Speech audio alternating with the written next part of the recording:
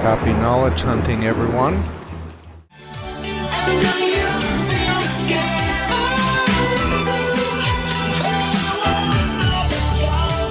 A lot of psychologists and researchers believe that fear is an innate emotion.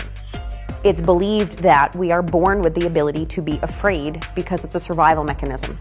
If we did not have fear, we would not then get into a reaction to fear, which is something that is within us to survive, to be able to properly prepare ourselves for anything that's a danger. Be happy with what you got. Because the owners of this country don't want that.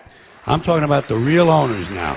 The real owners, the big wealthy business interests that control things and make all the important decisions. Forget the politicians. The politicians are put there to give you the idea that you have freedom of choice. You don't. You have no choice. You have owners. They own you. They own everything. They own all the important land. They own and control the corporations. They've long since bought and paid for the Senate, the Congress, the state houses, the city halls. They got the judges in their back pockets. And they own all the big media companies, so they control just about all of the news and information you get to hear. They got you by the balls. And then over time, when there was not that need to be afraid of those things because we were living in more industrialized societies, we seemed to be afraid of other things, mainly other people. You have a beautiful throat for a razor, sir. Fossil fuel interests are doing exactly what tobacco interests did decades ago. They have manufactured a campaign of misinformation and disinformation to confuse the public and policymakers from acting. In the case of tobacco, we know that millions of people died because the tobacco industry hid the adverse health impacts of their product. With climate change, many more people will suffer and perish if we don't act. And in some ways, the campaign by fossil fuel interests to confuse the public about the reality and threat of climate change is an even greater crime against, you could say, humanity or the planet. It's literally a crime against the planet. Planet! Schmanet! Janet! Yes, all right. I'll wait for you. And just like big tobacco, which costs taxpayers untold billions in healthcare, the cost of climate change will be astronomical. And if it can be proven that, like tobacco, the oil companies are actually at fault, then this could be one of the largest lawsuits in history.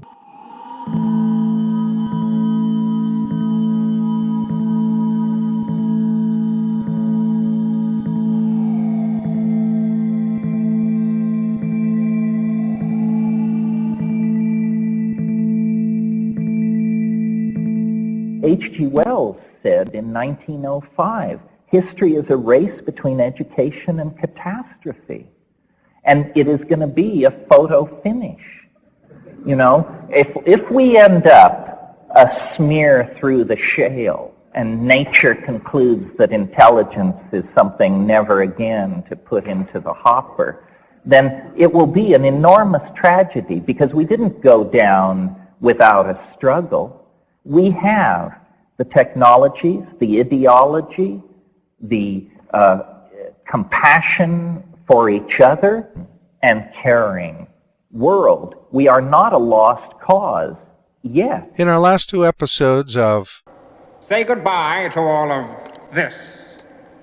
Death by Gas, we reported on two of the gases behind what is now being called no-holds-barred abrupt climate collapse.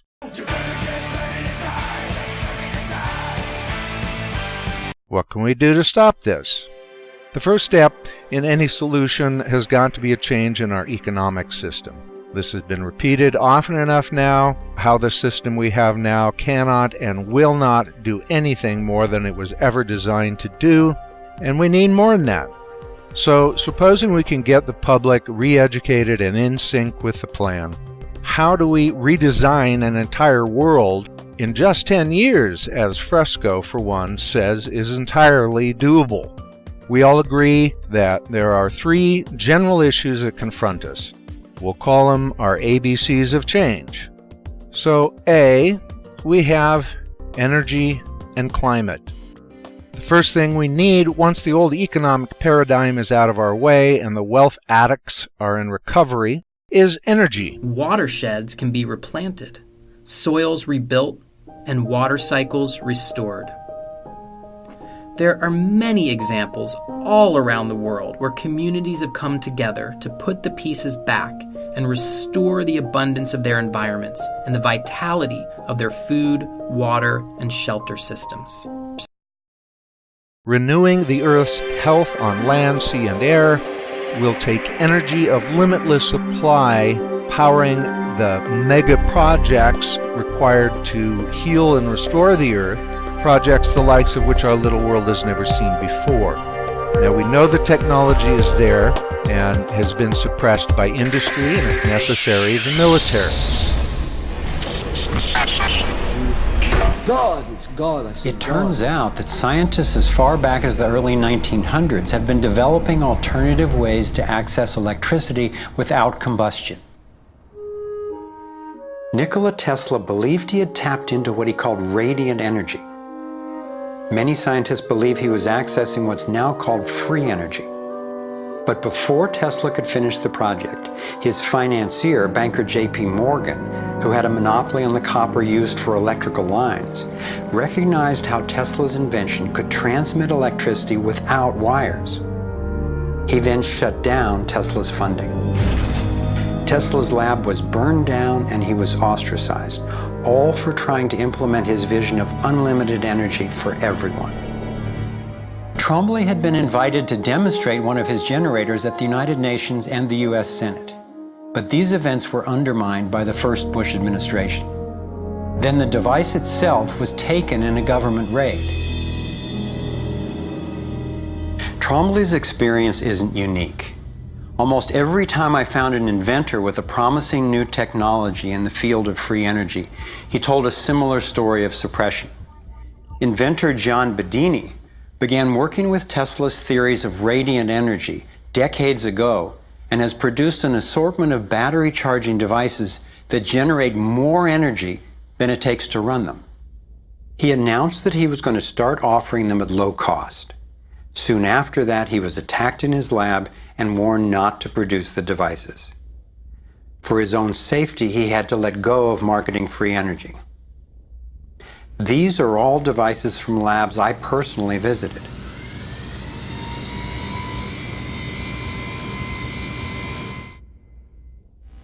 Now.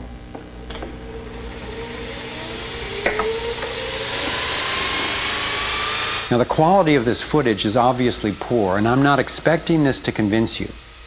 My point is that being there with these inventors, accompanied by experts, and seeing these new energy devices in operation convinced me that the technology is real. Now, Canadian John Hutchison not only created some free energy batteries, but also used Tesla's theories to counter gravity, to make objects float. This could revolutionize the field of propulsion. His lab was raided and equipment was taken by police and government officials in 1978, 1989, and again in 2000. One of the scientists we were going to interview for this film was Dr. Eugene Mallove, an engineer from MIT and Harvard, and editor of Infinite Energy magazine, which covers both theoretical and technological developments in the new energy field.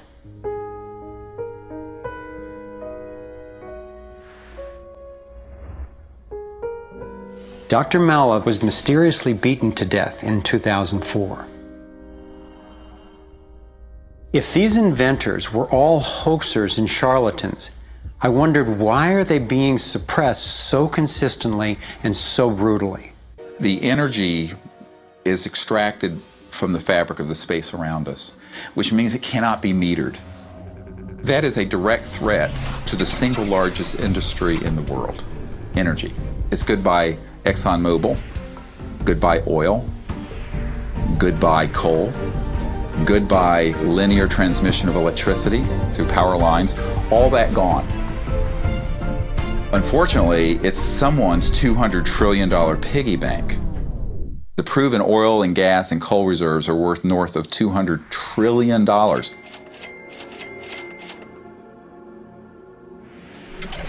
This information coming out would completely change geopolitical power more than anything since well, in recorded human history. And it would happen in a generation. They read him the Riot Act, and Admiral Inman was made very clear, stay off of this if you know what's good for you and your family. So Goldwater tried to help us, got kind of shut down. Admiral Bill Colby, the CI director under Ford, was going to give us a 0-point free energy device and some just starter seed money of around $50 million to get it out to the public as an open source system. The week he was going to meet with a member of my board of directors, they found him floating down the Potomac River. Yeah, that's what happened to Bill Colby. So there's been a lot of sacrifice to get us this far. And so I think people have to understand that at a certain point, you've got to pull the folks together and have a mass movement to do it within government, but also with the public. And that's what we're working to do, to make contact, to effect disclosure, and to bring out these technologies, all three. You can't do one without the other.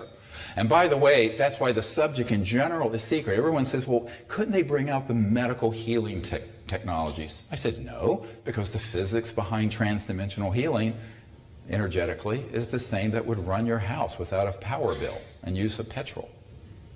Well, can't they just disclose that the ETs are here? I said, yeah, no. If they disclose that the ETs are real and they're here, or even those old objects on Mars, aside from collapsing the fundamentalist belief systems of people who think we rode dinosaurs like the Flintstones, that's 25% of Americans believe that, by the way. No, it's a true statistic. You know how you're riding the dinosaurs like that? They have a museum in Kentucky, $27 million, where they teach children that this is actually our history. In the middle of last century, physicists made an astounding discovery. And that is what we ordinarily consider empty space isn't empty at all.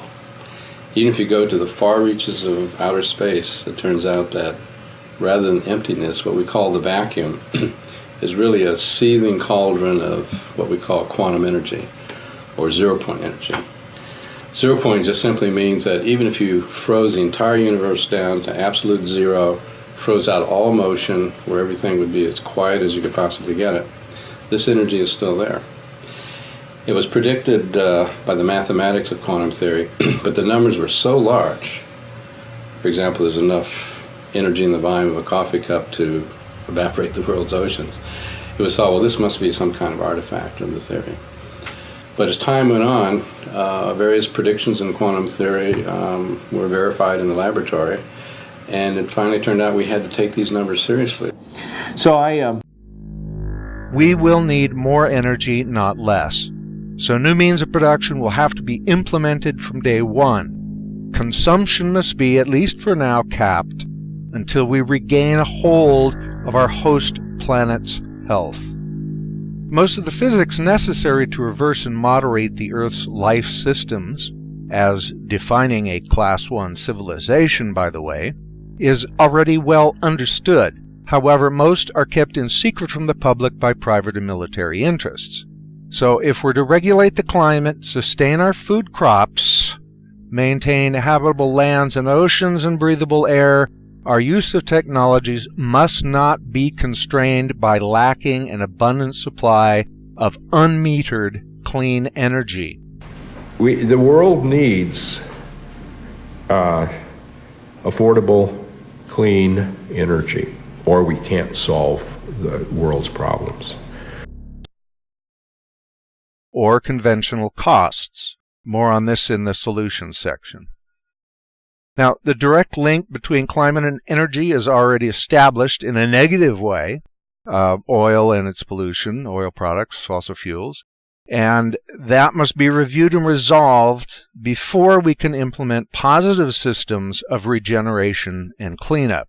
The renewable resources that most of us know about today, because they are way too low in energy density, however sustainable, are calculated by some to be unable to provide the kind of power that we might need.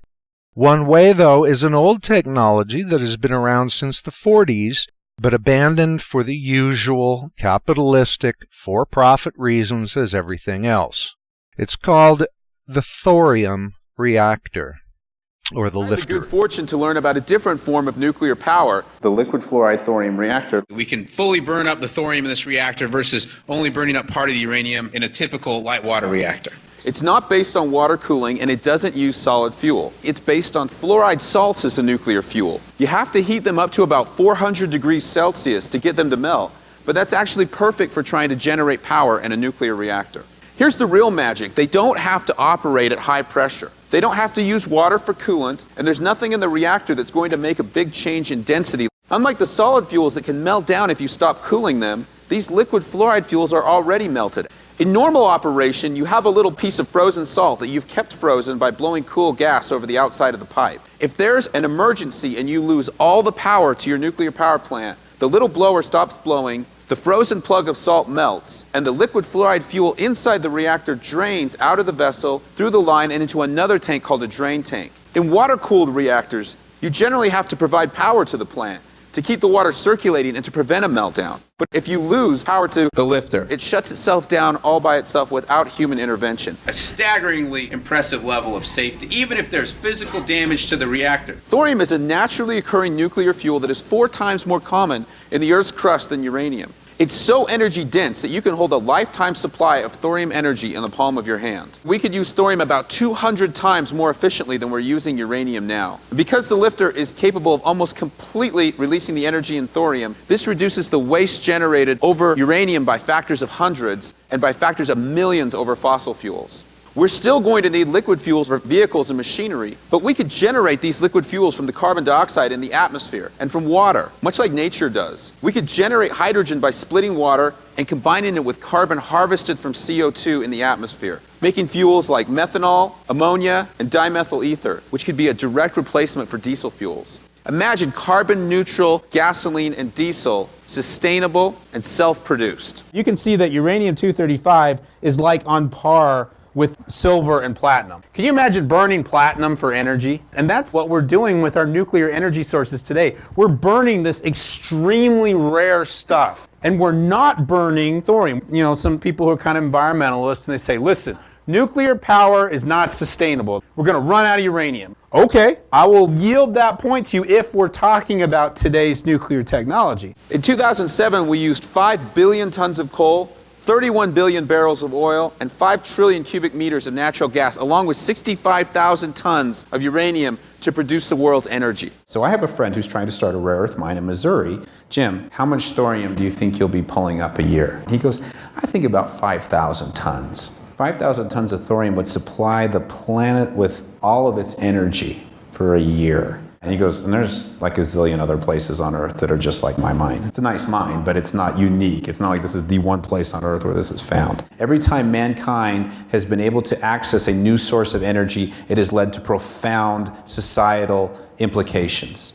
Human beings have had slaves for thousands and thousands of years. And when we learned how to make carbon our slave instead of other human beings, we started to learn how to be able to be civilized people. Thorium has 1,000,000 times the energy density of a carbon-hydrogen bond. What could that mean for human civilization? Because we're not going to run out of this stuff. We will never run out. In particular, the thorium reactor shows a lot of promise.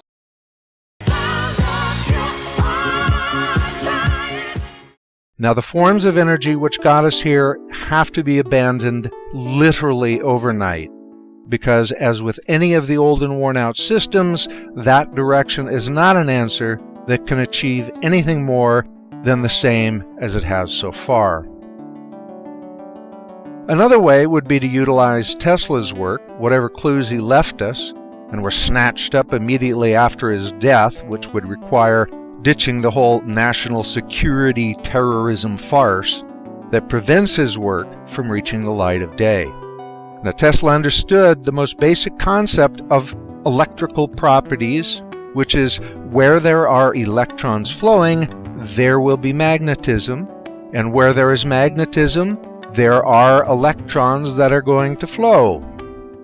When he said that free abundant energy was everywhere, he meant it.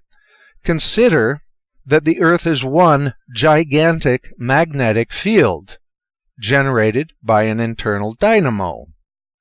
How can we pick up the current generated from that magnetic field. Exhilarating, met a lot of interesting people, and it made it clear to me that there's a lot more going on behind the scenes than anybody can imagine. Now, there are many people you should know about, including Dr. Greer at the Sirius Project, who's providing a safe space for inventors working on new or some not so new so-called radiant or free energy devices. Now, many of these ideas were relegated to the molding boxes of their owners' garages, since with no patent available to them, they simply faded away. This was because of the misdirection of the perpetual motion claim placed on any free energy device. But of course, we now understand that what we are looking at is no more or less perpetual than a hydroelectric plant is, and is working in a very similar way. It's utilizing the same physical processes as powering up with falling water. Falling water, thanks to gravity, is free and perpetual on the time scale of human lives, for now. So, suppression or removal as national security concerns of any energy technologies outside of the current oil and gas monopolies is our most important reason for removing the current addicts from their destructive behaviors and prevent them from killing our host. So our current economic game of chance must come to an end if we want to seriously fix what is so obviously broken and start a new game based on better values and overall survival strategies. If you think that it's not a game, ask almost any game theorist who would love to tell you how our economic social system is exactly a game on almost every level. Economic activity is absolutely a competitive sport with winners and losers, and serves only to entertain a bored and listless humanity with no clear intention or direction. We need intention and direction right now, not football and beer. Unless we address the population issue at the same time, not doing it will be catastrophic. We'll have 8 degrees, we'll be 8 degrees hotter in 30 or 40 years, and basically none of the crops will grow. Most of the people will have died, and the rest of us will be cannibals. Civilization will have broken down.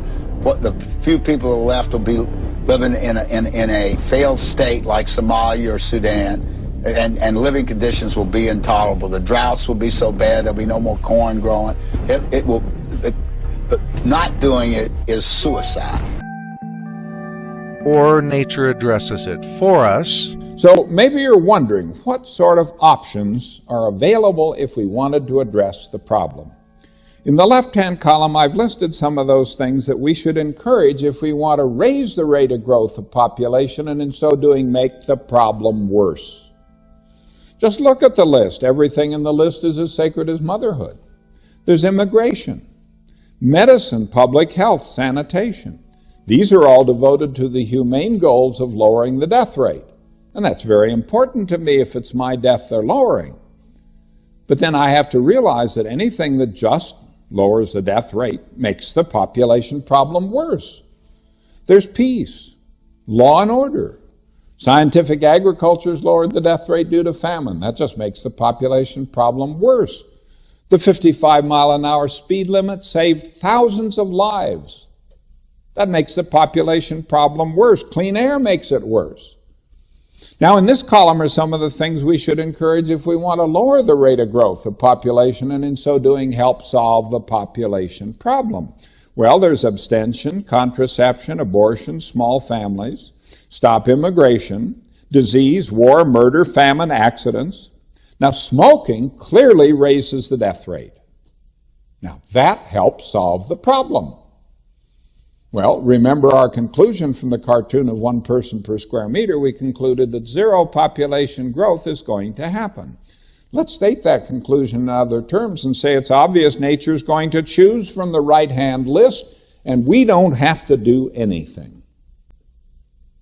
Except be prepared to live with whatever nature chooses from that right-hand list. Or we can exercise the one option that's open to us, And that option is to choose first from the right-hand list. We've got to find something here we can go out and campaign for. Anyone here for promoting disease? We now have the capability of incredible war. Would you like more murder, more famine, more accidents? Well, here we can see the human dilemma, because everything we regard as good makes the population problem worse. Everything we regard as bad helps solve the problem. Now, there is a dilemma, if ever there was one. And the one remaining question is education. Does it go in the left-hand column or the right-hand column? Well, I'd have to say thus far it's been firmly in the left-hand column. It hasn't done much about reducing ignorance of the problem. And nature is already choosing from that right-hand list. You've read about the AIDS epidemic that's devastating the continent of Africa. I had a friend back from Zimbabwe.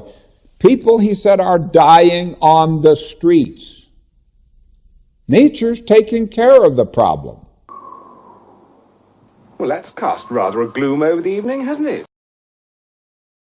So next, if we were to make abundant energy and without cost, we will have to address the next broken cog in the wheel of human survival. B. Economic, political issues.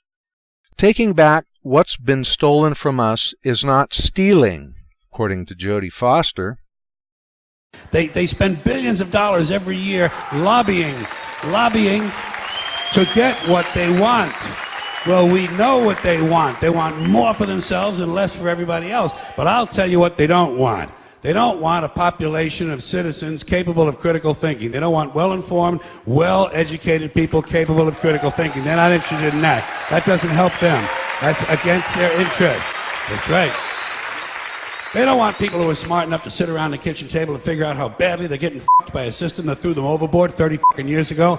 They don't want that. You know what they want? They want obedient workers. Obedient workers. People who are just smart enough to run the machines and do the paperwork and just dumb enough to passively accept all these increasingly shittier jobs with the lower pay, the longer hours, the reduced benefits, the end of overtime, and the vanishing pension that disappears the minute you go to collect it. And now they're coming for your Social Security money. They want your fucking retirement money. They want it back so they can give it to their criminal friends on Wall Street. And you know something? They'll get it. They'll get it all from you sooner or later because they own this fucking place. It's a big club, and you ain't in it. You and I are not in the big club. We see it as a loving way of saying, well, you've had it to play with long enough. And now through a global intervention of those humans with the greatest and deadliest addiction of all, wealth and power. And we need to make sure that they're answerable for the disinformation campaign that they've run. They've set us back decades. If we had acted on this problem when ExxonMobil's own internal documents from the 1970s revealed that they recognized, this is their own words, they recognize the impacts of climate change could be catastrophic. There's much to understand in both economics and politics, but these are both made more complex than necessary, either inadvertently or intentionally. Most of this material is presented in the films recommended earlier. Please get a solid grasp of those concepts. Hey, that's true, Farmer. Not only the closest shave, but I promise to polish you off quicker than any other barber in London. You take a chair, sir. Thank you. What's fascinating to me is that we can become enslaved by something that we've created. Know just how badly we have been scammed as a product of the earth. For example, we have property rights, but we do not have rights to property.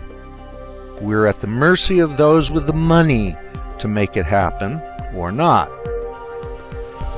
There's nowhere, unless you own or are buying or renting someone else's property, you basically don't belong on this planet, period.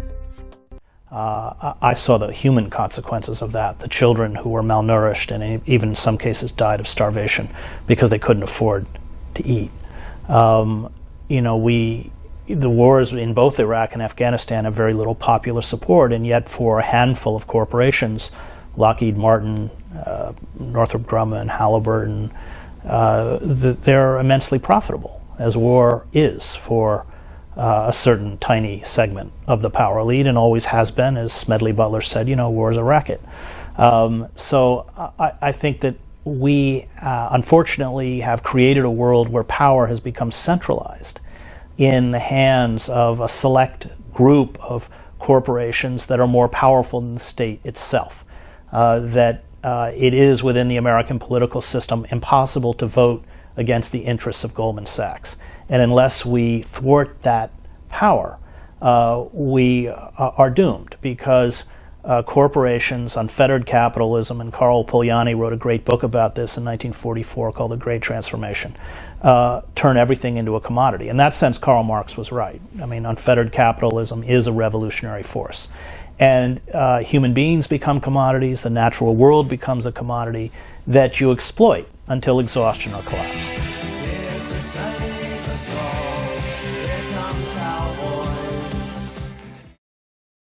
In this way, economics is the means of our slavery, and homelessness is the new gladiator school. In other words, fresh meat for the Colosseum matinee. This is all by design, and these rules were established by the same powerful elite that is so out of control in their addictions.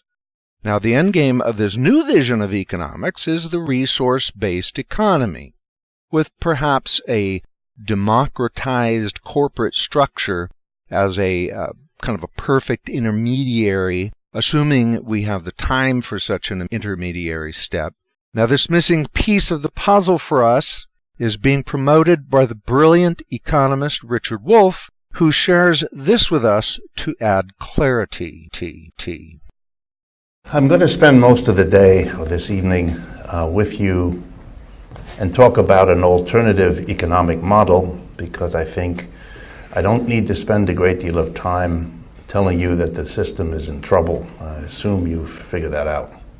You could all make a list in 10 minutes of the things that need to be done in this society that are not being done, even though we have the people who would like to do them and all the tools and equipment they could possibly want. An economic system that can be described the way I just did has lost its right to exist. It's a failure. Now let's look at that for a minute. Why is it done? Because it's profitable. The profit motive. You leave the United States. Let me make sure you understand where I'm going. Starting in the 1970s, capitalism abandoned the United States. I need to let that just sit for a minute. It left. Now let's look at what it means. First, the clothing you're wearing, which used to come from a place a few miles away, is now dragged across 10,000 miles by a ship that pollutes the water, pollutes the air, under conditions that cause every disease we know of to the people who live in the unsanitary conditions, if they're lucky enough to escape death by fire or other outrageous afflictions. You want to know what causes the pollution of the ocean? It is the profit motive that leads capitalists to produce something far away and ship it back here, because the cost of shipping is less than what is saved on the wages you pay. That's why your shirt was made in China. They got up and left because it was more profitable to go someplace else. And the social, emotional, personal, financial disaster they left behind is none of their concern. That's how the system works. There's a depression or a dip in the economy, and a lot of people don't have money to buy things. There are still goods out there. There's still the ability to produce them. There's still the resources. There's still the farms, and people want to work and make things, but they don't have the money. They can't buy things. So there's something terribly wrong out there. We have a great deal of the Earth's population starving and suffering, And the resources are there, our ability to produce is there, our ingenuity is there, yet some people have a lot and others don't have anything. And today, that's really shameful with our technology. It's really very, very abusive and absurd, because we have all the technology today to produce abundance all over the world for everyone. Our problem here is the objectors, those who directly benefit from the status quo, or those who have been haplessly deluded into going along with a system that abuses, even kills them. Those objectors will never allow this departure from their norms, and will thwart any of the rest of us who may try and implement a new system. This is why we suggest that the transition must literally happen overnight. Do it now, and we'll work out the details and conditions later. It must be done all at once, in one day. However, this vital step proposed by Richard Wolff might just be the acceptable common ground that both sides could agree on. Here's a thought that really should come as a bombshell. Suppose we bring democracy to the workplace. Suppose we say, this is a real new idea, that if you are affected by a decision at the workplace, you have a right to participate in making it. You know, the kind of idea we have everywhere else. In our communities, in our residences, in our towns, we say the mayor, the governor, the senator can make decisions that affect us, but we have some power over them. We vote for them, we vote against them, and so on. We have some power over the people who have power over us. Why don't we do that in the workplace? Why don't we say that in the workplace, everybody who works there has a vote, an equal vote, since they all live with the consequences? Wow. Democratize the enterprise. Why might this be a good idea? And here we'll conclude with this. First, the workplace is where adults spend most of their lives. 5 out of 7 days, the best hours of the day, you're at work. If you believe in democracy, it's the first place it should have been instituted. And in the history of the United States, it was never instituted there. Are we fighting a war in Afghanistan and Iraq to bring them a democracy we don't have? Where's the democracy in the workplace? When you go into your workplace, when you close the door, you're not just leaving outside, you're leaving whatever democracy there is, because inside that workplace, you are told what to do, how to do, where to do it, when to do it. And when you're done, you go home and you leave behind what you produced. And if you forget that rule and take some of it home, people in dark blue uniforms come to your house and they hurt you to help you remember. Don't they? Wow. Now let's suppose the workplaces of America were run by the workers in them, democratically. We actually were democratic in the workplace. Let's explore briefly as conclusion what that might mean. Let's start with the following. Shall we leave the United States and move the production to China? Private capitalist? Sure, we can pay low wages. Collective of workers? Are you crazy? Do away with our own jobs? That's dead on arrival. We're not going anywhere. Oh, you mean, you mean if we had a democratic decision of where production is going to occur, we wouldn't see the exodus of our jobs? Yeah, we wouldn't. By the way, it's the same big club they used to beat you over the head with all day long, where they tell you what to believe. All day long, beating you over the head in their media, telling you what to believe, what to think, and what to buy. The table is tilted, folks. The game is rigged. And nobody seems to notice. Nobody seems to care. Good, honest, hard-working people, white collar, blue collar, doesn't matter what color shirt you have on. Good, honest, hard-working people continue. These are people of modest means. Continue to elect these rich suckers who don't give a fuck about them. They don't give a fuck about you. They don't give a fuck about you. They don't care about you at all. At all. At all. Yeah. You know? And nobody seems to notice, nobody seems to care. That's what the owners count on, the fact that Americans will probably remain willfully ignorant of the big red, white, and blue that's being jammed up their assholes every day. Because the owners of this country know the truth. It's called the American dream, because you have to be asleep to believe it.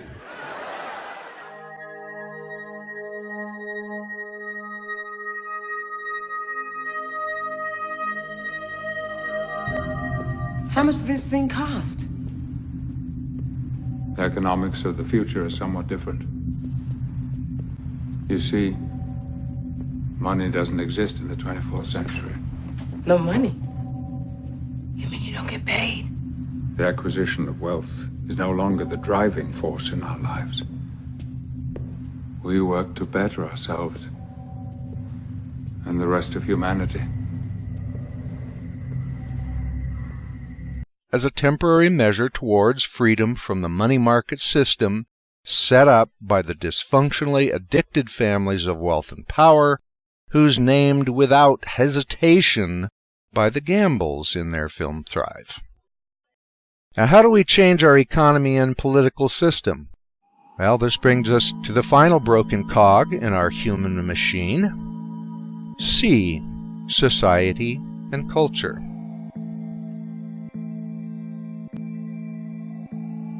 Social design should be based on the same application of the scientific method as with any other human endeavor, such as making a better car or building a better house. In deciding our design priorities and desired outcomes, the elephant in the room becomes our increasing recognition of a basic human division. We all know it, we've all experienced it. Most of us were aware of it as early as high school. There are variations and degrees, but it appears the human mind is separable into two distinct general camps, left or right, conservative or progressive. When the two meet, it's like trying to talk to a whole other species. Our question now is this division a natural genetic shift, a new branch in the human family tree? Recent studies of brain function and hereditary lines suggest it might be. Or rather, are the divisions due to our religious and cultural environment? It's the old question of nature versus nurture. Which sets our behavior? If it is our developmental conditions that separates us into bipolar camps of thought, then this would imply that it is our institutionalized way of thinking, not genetics, which represents the enemy to our species' progress and our continued survival. In the case of environmental conditioning, then, through repetition, behaviors and the thought structures behind them become hardwired in the human brain, apparently for life, and explains the differing uses of brain areas associated with the conservative or liberal brain. Is such an environmental conditioning an intentional construct, or one which evolved from random historical events? Which is it? Are the differences in brain function and use of genetic origins, as the main of old-school psychologists and psychiatrists tell us? Or is it that the brain wiring is being shaped, supposedly for life, by the environment, as more modern theories go? While environment in any species plays a significant role in behaviors, the evidence that DNA carries information is also reflected in the instincts of many animals. They are provided free of environment, such as birthing techniques, which they have never seen before, and yet generation after generation these animals just know what to do.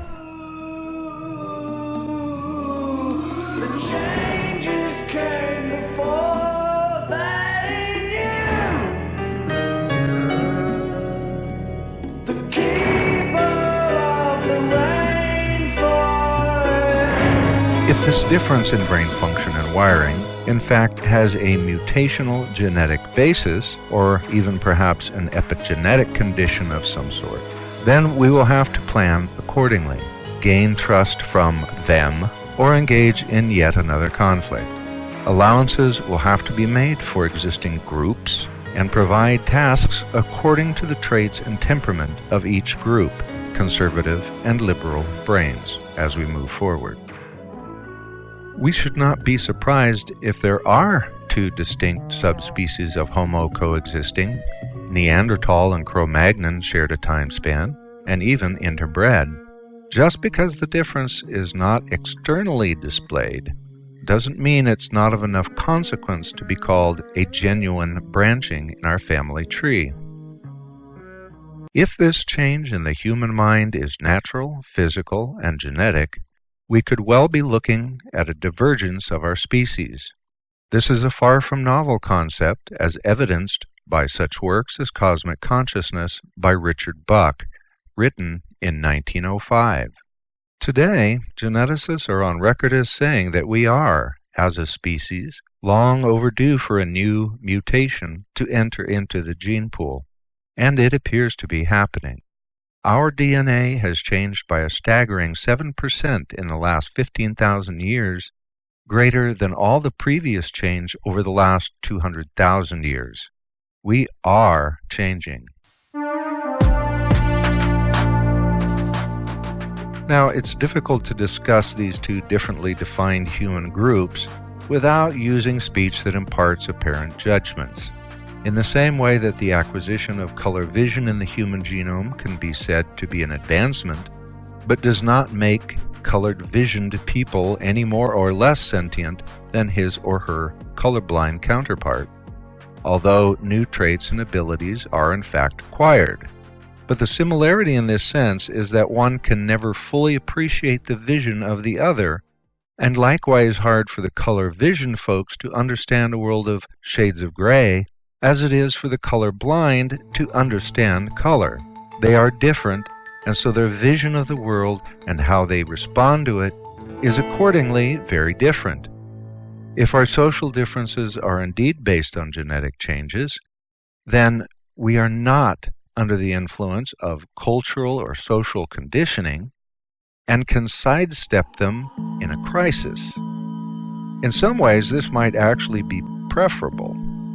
So then, these divisions of liberal and conservative are not established by politics, but rather politics plays to the two different audiences, knowing that one group will naturally gravitate towards the one that represents their basic psychological makeup. In the genetic mutation scenario, we have Homo sapiens, the sentient or self-aware man. Sapiens man is self-aware and, as such, appreciably self-centered. We learn about tribe, city, and culture, but experienced ourselves as a singular event. Then, at some as yet undefined point, came this divergence. We should like to call him moralis man, as in a moral being, who is likewise self-aware, but also exo-aware, and from that awareness is gifted with greater empathy, compassion, and other emotional experiences which rely on an equal appreciation for other as well as self. In Cosmic Consciousness, Buck posits that all of the founders of the world's great religions were all the early appearances of this new mutation, which would eventually become the next norm in human evolution. Because morality depends on the instance of other, so that one man on a planet by himself, for example, could not in effect commit an immoral act. Yet add one or more people to that planet, and now moral issues will arise. So it takes more than self to be moral.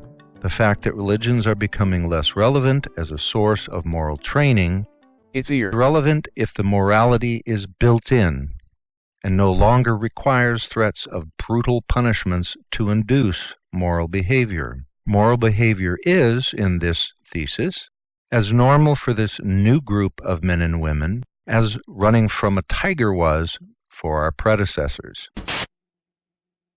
Research shows that learning also changes the physical and chemical structure of the brain. Obviously, there are many contributing factors, but genes play a small role in comparison to the effects of the overall environment on how we learn. If the differences are instead established by environments and not genetics, then we must look carefully at the results of the two different distinct types of programming being instilled into us, conservative versus liberal, by that environment's culture and religious views. It is in this scenario our environment, our cultural and familial interactions, which is the culprit, setting our polar or divisionary condition. It is even better this way, over a genetic basis, since our minds are, in theory, easier to repair if we are willing to use the scientific tools at our disposal. The psychological sciences are not as well developed as the genetic sciences, but it's catching up. There are many techniques and treatments which can modify our behaviors fairly effectively, and why not? Since these techniques are already being used in a less constructive way in nearly every media available to us. This research is important because it shows that subliminal messages can affect your attitude and behavior.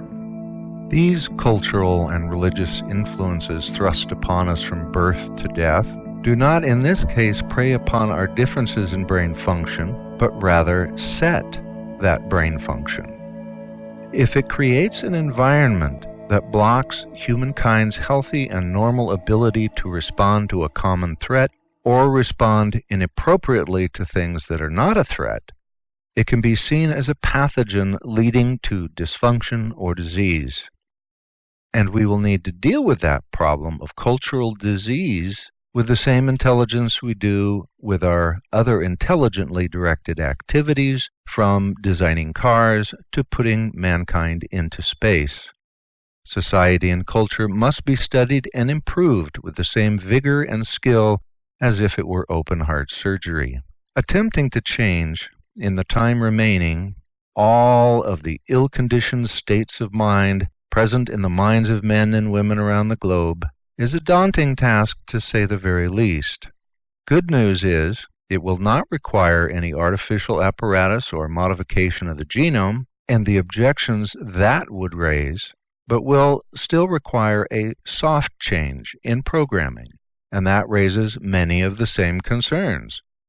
All of humankind must be made to see the same page, the same picture, in full color, and with the compassion and concern appropriate for our task.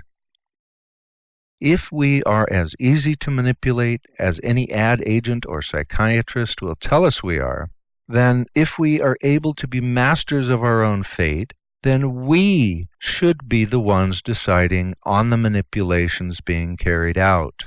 Manipulations to encourage good vision, a healthy mental attitude, and a loving concern for all men and women, as was taught to us by every single religious leader this world has ever known. The other brutal side of our culture and social programming is the isolationism that such division brings. On top of self-absorbing media and social products is the question of whether people are even able to actually physically muster in the same way as our forefathers, pitchforks and torches and mobs. Can we actually get people to leave their homes for a time and gather in the numbers required to affect this kind of global, national, and local change? I think before we go around killing people, we had better make damn of our evidence. Our American culture has so far been a hodgepodge of ideas, beliefs, and behaviors relevant to the times and locale. Religion has played a large part in cultural influences, and that is why Peter Joseph starts out his first film, Zeitgeist the Movie, on this subject, not just to piss off the theists. If there is any one or any group that is consciously directing and manipulating our cultural indoctrination, it would be the leaders of our world religions.